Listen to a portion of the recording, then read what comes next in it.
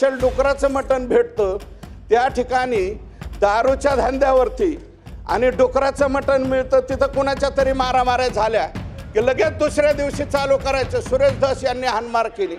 अध्यक्ष महोदय 10-15 दिवस झाले आणि 15 दिवसाच्या नंतर सुद्धा अजून कुठेही चौकशीमध्ये काही सापडत नाही आणि उठायचं सुटायचं आणि इज्जती घ्यायच्या, अशा कोणाच्याही इज्जती घेण्याचा तुमचा संबंध नाही।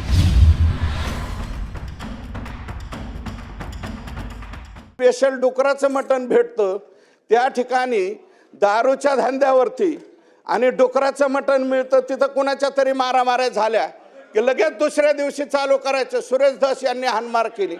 अध्यक्ष महोदय 10-15 दिवस झाले आणि 15 दिवसाच्या नंतर सुद्धा अजून कुठेही चौकशीमध्ये काही सापडत नाही आणि उठायचं सुटायचं आणि इज्जती घ्यायच्या, अशा कोणाच्याही इज्जती घेण्याचा तुमचा संबंध नाही। आणि अध्यक्ष महोदय 12 नाही रोहित दादा तुमचा हा रोहित दादांना बोलू द्या मग बोलतो।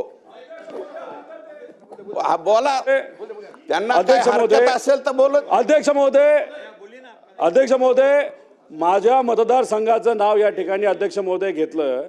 अध्यक्ष महोदय जामखेड ही भूमी पुण्यश्लोक अहिल्यादेवी होळकरांची जन्मभूमी आहे। संत श्री गीते बाबांची ते कर्मभूमी आहे, संत श्री सीताराम बाबांची कर्मभूमी आहे। आणि इथं बोलत असताना धस साहेबांनी जो उल्लेख केला कुठल्या तरी मटणाचा, हा उल्लेख ते सुद्धा डुकराचं मटण हे अयोग्य आहे।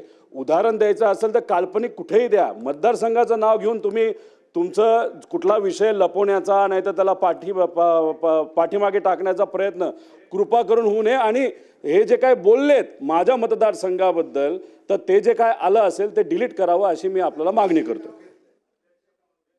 माझा तो मुद्दा नव्हता। अहिल्यादेवींचं गोदड महाराजांचा मी सुद्धा त्या मतदारसंघामध्ये मी पण काम केलेलं आहे राष्ट्रवादीचा म्हणून।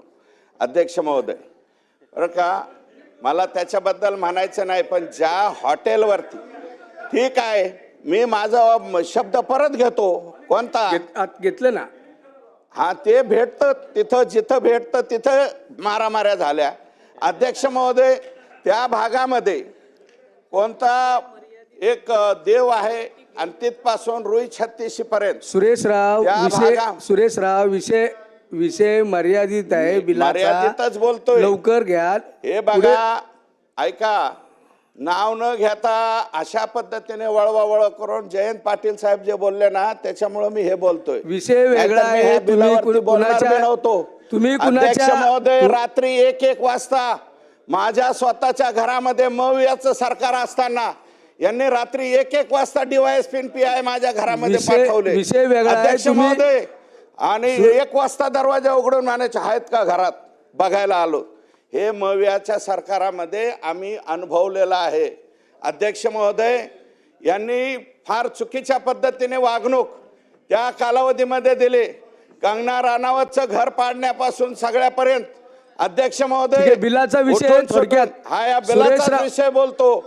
या बिलामध्ये अध्यक्ष महोदय 7,43,000 हेक्टर जमीन मराठवाड्यातली मुक्त होणारे। अध्यक्ष महोदय ही थोडकी जमीन नाही आणि आमचा तर आग्रह असा आहे अध्यक्ष महोदय, हिंदू देवस्थान जमिनीवरती जे मदत मासच नाही खिदमत मास सुद्धा ही जी नोंद आहे, या नोंदीच्या बाबतीत जे मस्जिद इनाम जमीन असेल त्याच्या बाबतीत ते ठेवावं, परंतु हिंदू देवस्थानाच्या जमिनीवरचं खिदमत मास सुद्धा, कारण ह्याच्या कोणाच्या त्या काय हो भास्करराव काय म्हणताय,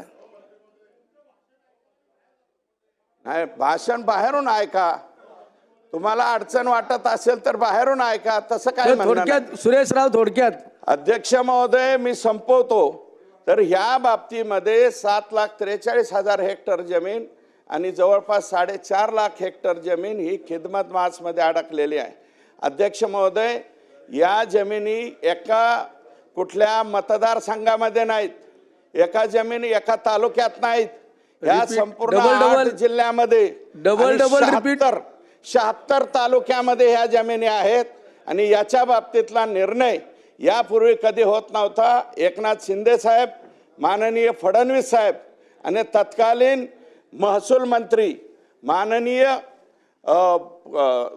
विखे पाटील साहेब आणि आत्ता हा जो निर्णय घेत आहेत बावनकुळे साहेब यांचं मी मनापासून या ठिकाणी आभार मानतो आणि अध्यक्ष महोदय जयंत पाटील साहेबांना मी विनंती करतो की असं कोड्यामध्ये बोलू नका. जे काय व्हायची त्या सगळ्या चौकशीला सामोरं जाण्याची आमची तयारी आहे. गेलोत अध्यक्ष महोदय 5-5 वर्ष याच्यामध्ये चौकशीला सामोरं गेलो, त्याच्यामध्ये कुठेही काय सापडलं नाही. आणि आत्ताही जे तुम्ही भांडणं बिंडणं म्हणतायत ना, कोणाची भांडणं झाली काय झालं त्याची चौकशी करावी. मी SP-ना स्वतः पत्र दिलंय तिथल्या की याची खरोखरच चौकशी करा. हे कोणी भांडणं केलं, कोणाबरोबर भांडण झालंय त्याच्याशी आमचा संबंध नसताना सुद्धा विनाकारण कोणाला तरी उचलायचं, फेसबुकवरती बोलायला लावायचं, अध्यक्ष महोदय मीडियावरती बोलायला लावायचं आणि माणसाच्या लोकप्रतिनिधींच्या इज्जती घ्यायच्या, हा धंदा जरा बंद करावा अशा प्रकारची माझी विनंती आहे.